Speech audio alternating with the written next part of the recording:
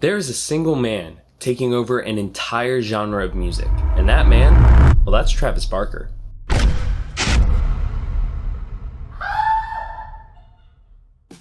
So if you're watching this video, you probably have some understanding of who Travis Barker is, the man, the myth, the legendary drummer of Blink-182. But why has he popped up so much recently, especially featuring on other artists' work? To understand this, you need to have a little bit more of an understanding of the music industry. So there are three major labels that pretty much run the entirety of the music world. There's Sony Music Group, Universal Music Group, and Warner Music Group. And if you have an in with any one of these three and you put in the work and have the talent, you should do very well. But here's the thing, you only need one. Travis Barker has connections with all three.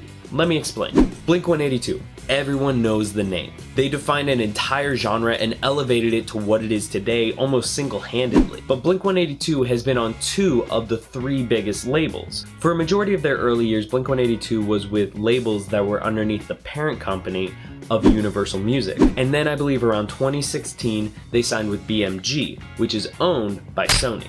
And then I believe around 2019, when the album that year came out, they switched to Columbia Records, which also is owned by Sony. Then you have the Transplants. The Transplants is more of a supergroup. It consists of members from other bands such as Tim Armstrong, Skinhead Rob, and Kevin Bavona. Now the Transplants are not quite as well known as Blink-182, but they are still an important piece to this puzzle. They've been signed to two labels pretty much the entirety of their existence. The first one was Hellcat Records, which is owned by Epitaph Records. Epitaph Records is known for being an independent label. After that, they signed with Atlantic Records, and Atlantic Records is owned by, you guessed it, Warner Music Group. So this is a three-way connection to the biggest labels in music, and we haven't even touched on Travis Barker's solo career yet. Did I also mention that he played for Goldfinger?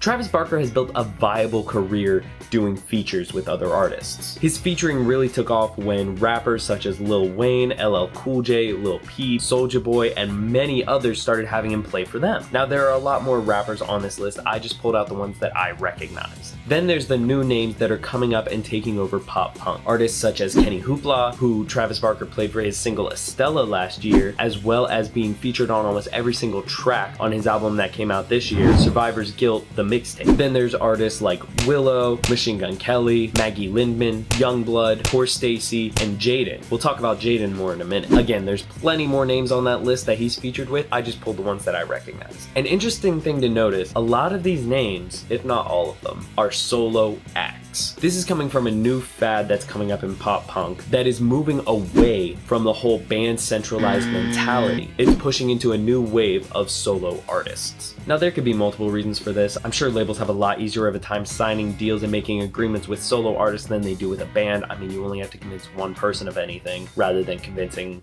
four. Then on that same note, you don't have to worry about an entire band. Featuring other artists and musicians doesn't hurt a band member's feelings and cause a fight. Egos can play a very big role in music, and no one wants to feel like they're being replaced if a feature with another musician goes really well.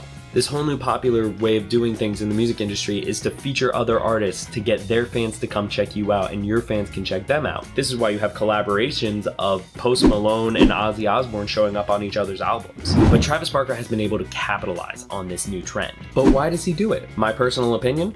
I think he just has fun with it. It's a way to connect with the new and upcoming artists and give them a positive influence with all the experience he has. If I was in his position, I would probably do the exact same thing. But if you want to go deeper than that, he's really just boosting his own investments. After being an amazing drummer, Travis Barker is a businessman. He's smart with the career he has built and how he has invested his earnings. The man has an apparel line, Famous Stars and Straps, a restaurant, Wahoo Fish Taco, two record labels, LaSalle Records and DTA Records, and even in early 2021, back in February, he announced a cannabinoid-based vegan wellness brand. This is called Barker Wellness Co. Travis Barker has a knack for recognizing trends and getting in on them early and using his own influence to boost them even more. But like I just said, he has two record labels, and there is one artist in particular that sticks out. Jaden. I believe he was one of the first artists, if not the first artist, signed with DTA Records. So it would only make sense that Travis Barker would use his own name to boost one of his artists to make sure they succeed. Now, DTA Records is a joint venture with Elektra Music Group, which is owned